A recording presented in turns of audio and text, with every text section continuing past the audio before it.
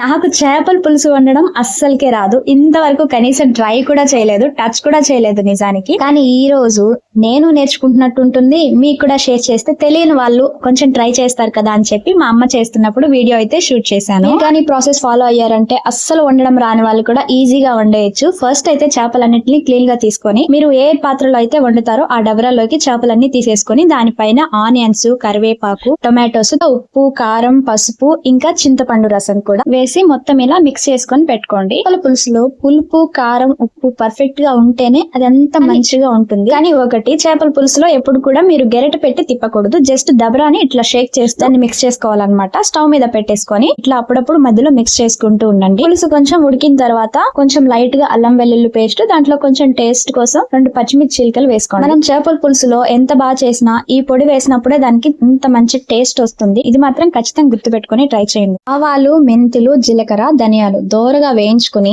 దాంట్లో 4 వెల్లుల్లి రెమ్మలు వేసి పొడి పట్టుకొని ఆ పొడి లాస్ట్ మనం ఒక దించుతామన్నాగా ఒక 10 మినిట్స్ ముందు వేసామంటే చేపల పులుసు టేస్ట్ ఉంటుందండి. ఈసారి చేపల పులుసు ట్రై చేసేటప్పుడు ఇలా మీరు ఒక్కసారి ట్రై చేసి ఎలా వచ్చిందో ఖచ్చితంగా కామెంట్ చేసేయండి.